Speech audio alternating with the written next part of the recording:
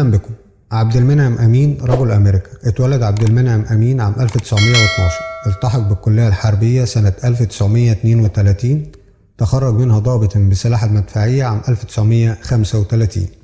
انضم لتنظيم الضباط الأحرار عام 1950 على يد القيادي بالتنظيم كمال الدين حسين، ولم يقابل جمال عبد الناصر إلا في 20 يوليو عام 1952، أي قبل الثورة بأيام.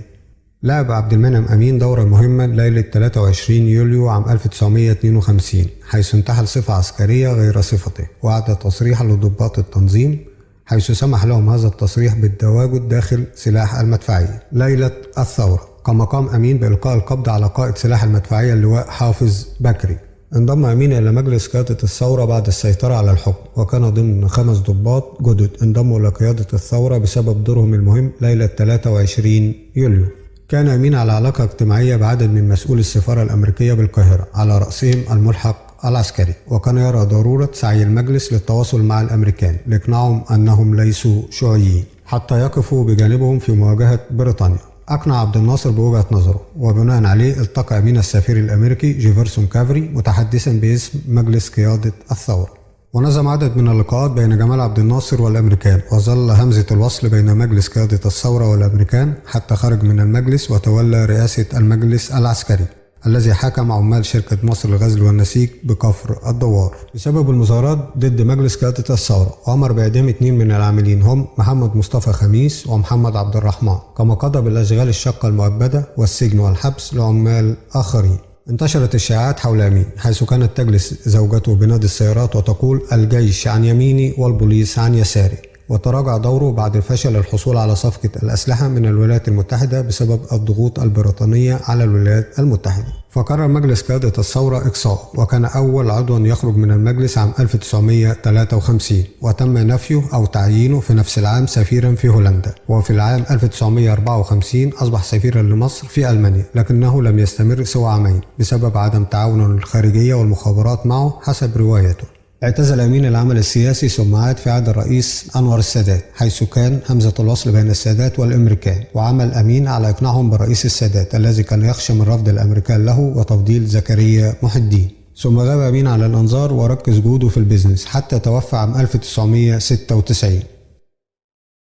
يوسف صديق رجل الديمقراطية. اتولد يوسف صديق في قرية المصلوب بمحافظة بني سويف عام 1910، وكان والده وجده ضابطين في الجيش المصري بالسودان.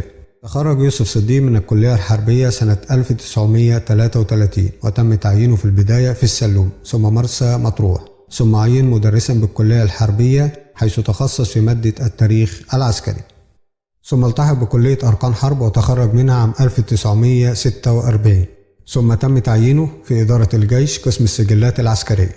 شارك يوسف في حرب 1948، وكان معروف عنه شجاعته، وارتبط ببعض المنظمات الشيوعية، وانضم إلى الضباط الأحرار أواخر عام 1951، وكان له دورا حاسم في نجاح انقلاب 23 يوليو، فكان حينها يتولى قيادة الكتيبة الأولى مدفعية ذات التسليح العالي وقوة النيران الشديدة. ونجح يوسف صديق في إلقاء القبض على عدد من القيادات العسكرية واقتحام قيادة الجيش وإلقاء القبض على رئيس الأركان اللواء حسين فريد.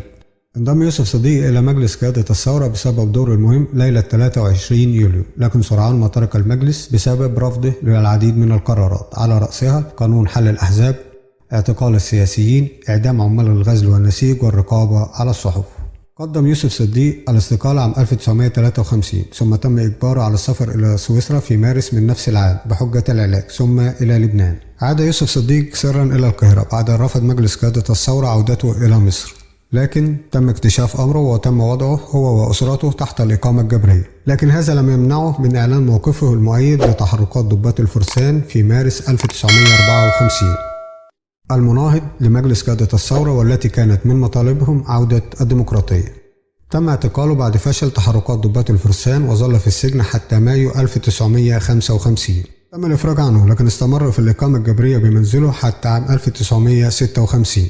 ومع بدء العدوان الثلاثي على مصر تطوع يوسف صديق للمشاركة في حركة المقاومة الشعبية المسلحة حتى انتهى العدوان، واختفى يوسف صديق عن الأنظار حتى توفى في مارس 1975. صلاح سالم الصاغ الراقص. اتولد صلاح سالم 1920 شرق السودان، حيث كان والده موظفا في السودان. وقضى في السودان فترة ثم عاد مع أسرته إلى القاهرة. تخرج صلاح من الكلية الحربية عام 1938 وشارك في حرب 48. انضم إلى الضباط الأحرار منذ التأسيس، وكان أحد أعضاء لجنة القيادة قبل انقلاب 23 يوليو عام 1952. لم يكن لصلاح دورا مهما ليلة 23 يوليو، حيث كان يخدم في سلاح المشاة برفح، فاقتصرت مهمته على السيطرة على القوات الموجودة بمحيطه، ثم تم تعيينه بعد نجاح الثورة في مجلس قيادة الثورة.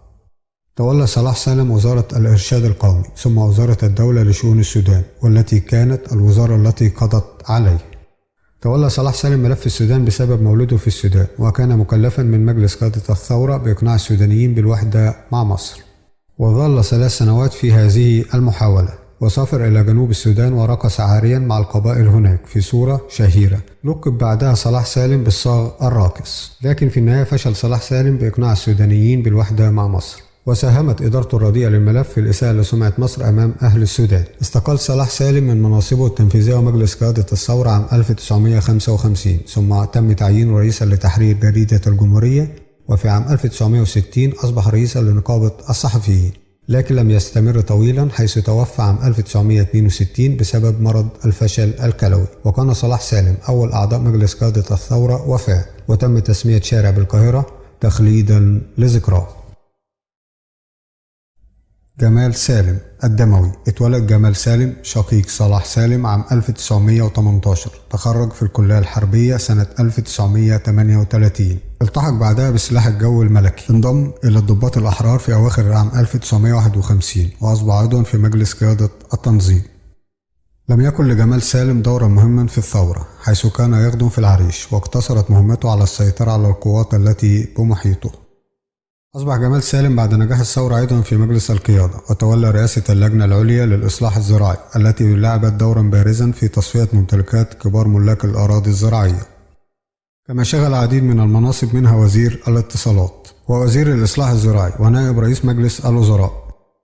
كما عرف عن جمال سالم مزاجه الحاد وسرعة الغضب والهياج، ولا يمانع مطلقا في إراقة الدماء، وكان أبرز المطالبين بمحاكمة الملك فاروق وإعدامه. اتخذ موقفا حاد من محمد نجيب وأهانه أكثر من مرة وهدد بقتله. وطلب جمال سالم من مجلس قيادة الثورة التخلص من كل ضباط الجيش الرافضين للثورة ووضعهم في سجن الواحات، والإبقاء فقط على الموالين للثورة حتى لو أصبح عددهم 300 ضابط فقط. تولى رئاسة المحكمة العسكرية التي قضت بإعدام 7 من قيادات جماعة الإخوان المسلمين، ونفذ الحكم بالفعل في 6 منهم. تدهورت حالته الصحية بعد إصابته بالسرطان عام 1959، وقضى فترة في السفر للعلاج في الخارج حتى توفى عام 1968.